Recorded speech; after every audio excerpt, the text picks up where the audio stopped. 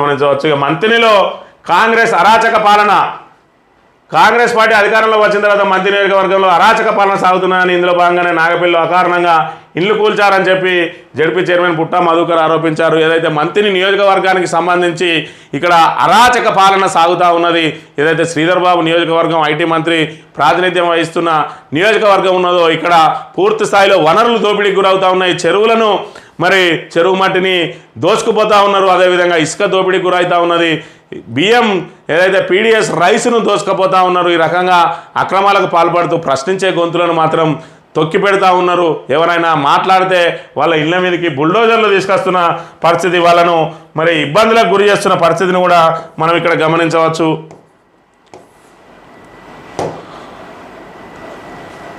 మంతనిలో ఉత్తరప్రదేశ్ పరిస్థితులు, మంతని ప్రాంతాన్ని మరో ఉత్తరప్రదేశ్గా మార్చేందుకు అన్నదమ్ములు కృషి చేస్తున్నారని జడ్పీ చైర్మన్ పుట్ట మధుకర్ ఆరోపించారు.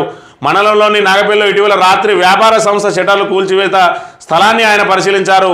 అనంతరం జడ్పీ చైర్మన్ మాట్లాడుతూ ఉత్తరప్రదేశ్లో రౌడీలు మాఫియాలకు సంబంధించిన గృహాలు ఉదయం కూల్చివేతకు గురవుతుండగా మంతనిలో మాత్రం అమాయకుల గృహాలను అర్ధరాత్రులు కూల్చివేస్తున్నారని చెప్పి ఆరోపించారు. ఇటీవల ఎన్నికల ఖర్చుల రికవరీ కోసం ఎమ్మెల్యే హైదరాబాద్లో దందా కొనసాగిస్తుంటే తమ్ముడు మంత్రి నియోజకవర్గంలో ఇసుక మట్టి దందాల నిర్వాహకులను భయభ్రాంతులకు గురి చేస్తూ వసూళ్లకు పాల్పడుతున్నారని విమర్శించారు. 10 సంవత్సరాల కాలంలో బీసీ బిడ్డగా ఎవరింటి గద్దెను సైతం కూర్చోలేదన్నారు. దేశంలో రాహుల్ గాంధీ అంబేద్కర్ ఆశయాలను పట్టుకొని ప్రసంగాలు చేస్తుంటే ఇక్కడే రాజ్యాంగ విరుద్ధంగా పేద బీసీ బిడ్డల షటర్స్ కూల్చివేస్తున్నారని ఆరోపించారు. పోలీసులు తమ పరిధులు దాటి ప్రవర్తిస్తున్నారని, ఈ వ్యాయామం మంచిది కాదన్నారు. లద్నాపూర్లో చాలామంది నిర్వాసితులు ఆర్ఎన్ఆర్ రాక బాధపడుతున్నారని, వారి సమస్యను పరిష్కరించే దిశగా మంత్రి ఆలోచన చేయాలన్నారు. ఓటు వేసే ముందు బీసీ ఎస్సీ ఎస్టీలు ఆలోచించి వేయాలన్నారు. షటర్ల కూల్చివేతపై న్యాయస్థానాన్ని ఆశ్రయిస్తామని చెప్పి పేర్కొన్న పరిస్థితి. ఏదైతే మొన్నటి రోజున కక్ష సాధింపు, రాజకీయ కక్ష సాధింపు చర్యలో భాగంగా నాగపల్లిలో షటర్లను కూల్చివేయడానికి వస్తే మీరు మార్కింగ్ ప్రకారం వాడిని తొలగిస్తామని చెప్పి దాన్ని అడ్డుకోవడంతో వెనుదిరిగిన ఇటు పోలీసులు అయితేంది, అటు పంచాయతీ అధికారులు అయితేంది తిరిగి వెనుకకు జరిగి 33 ఫీట్లు వెనుకకు జరిగి మరో ఫీటు అదనంగా విడిచిపెట్టినప్పటికీ కూడా మళ్ళీ రాత్రి వచ్చి దొంగల్లాగా బందిపోట్లలాగా దాన్ని కూల్చేసి వెళ్ళిన పరిస్థితిని మనం ఇక్కడ గమనించవచ్చు.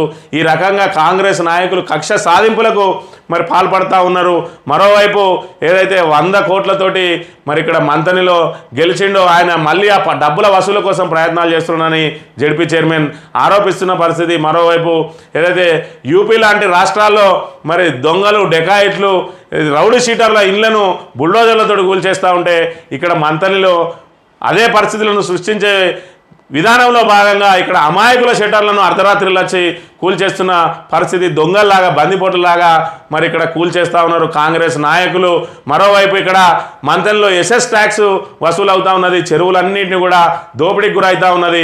ఏదైతే మంత్రి శ్రీధర్ బాబు తాను అధికారంలోకి రాగానే వనరుల దోపిడినంతా అరికడతా అని చెప్పిండ్రు.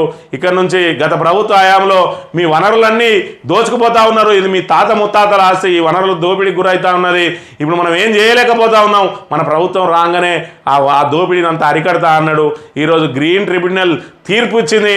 ఆ తీర్పును అడ్డం పెట్టుకొని ఆయన ఆపాల్సిన మంత్రి శ్రీధర్ బాబు యథేచ్ఛగా వాటిని విచ్చలవిడిగా నడిపిస్తూ ఉన్నాడంటే ఇప్పుడు ఇసుకకు సంబంధించిన ధనం ఎవరి జేబుల్లోకి వెళ్తుందన్నది కూడా ప్రజలందరూ ఆలోచించాలి. మరోవైపు ఆయన అనుచరులందరూ కూడా ఎక్కడ పడితే అక్కడ చెరువులను దోచుకుపోతున్న పరిస్థితి. కేవలం 3,000-4,000 క్యూబిక్ మీటర్లకు డబ్బులు కట్టి 1,00,000 నుంచి 1,50,000 క్యూబిక్ మీటర్లు అంటే కోట్లాది రూపాయల మట్టిని దోచుకుపోతా ఉన్నారు. ప్రభుత్వ ఖజానాకు గండి కొడతా ఉన్నారు. మరోవైపు కాంగ్రెస్ నాయకులు ఇటు పీడిఎస్ రైస్ దందా చేస్తూ ఉన్నారు, ఇటు మట్టి దందా చేస్తూ ఉన్నారు, ఇటు ఇసుక దందా చేస్తూ ఉన్నారు. మరోవైపు ఖమ్మంపల్లి లాంటి గుట్టలను తోడి ఎర్రమట్టి దందా చేస్తూ ఉన్నారు. ఈ రకంగా వనరులను కాపాడుతా అని చెప్పి గప్పాలు కొట్టిన శ్రీధర్ బాబు ఇప్పుడు ఆ దిశగా ఎందుకు కృషి చేయడం లేదు? అదేవిధంగా నిన్నటి రోజున ఏదైతే శ్రీధర్ బాబు జన్మదినం ఉండే ఆ జన్మదినానికి ఇక్కడ కాంగ్రెస్ నాయకులు దీన్ని కూల్చేసి ఆయనకు జన్మదిన గిఫ్ట్ను అందించినట్టుగా మనం ఇక్కడ భావించాలి. ఇది మంతెనలో నెలకొన్న పరిస్థితులు, రాక్షస పాలన ఏ విధంగా కొనసాగుతూ ఉన్నది, ఇక్కడ ప్రతిపక్షాల ఇళ్లను కూల్చేసి ఏ విధంగా రాక్షసానందం పొందుతూ ఉన్నారు, అదేవిధంగా భూముల కబ్జాలకు పాల్పడుతూ ఉన్నారు. ఎవరైతే తమకు అనుకూలంగా అడిగిన భూములు ఇవ్వకపోతే ఇంటికి పిలిపించి దాడులు చేసి వాళ్ళ విన్నే కేసులు నమోదు చేయిస్తూ ఉన్నారని కూడా నిన్నటి రోజున జడ్పీ చైర్మన్ ఆరోపించిన నేపథ్యంలో మంతెనలో రాష్ట్రంలో పరిస్థితులు ఏ విధంగా ఉన్నాయి, ఎన్నికల కోడ్ అమల్లో ఉండగానే ఇలాంటి పరిస్థితులు నెలకొన్న నేపథ్యంలో రేపు ఎన్నికల కోడ్ మూసిన తర్వాత పోలీసు రాజ్యం నడుస్తుంది.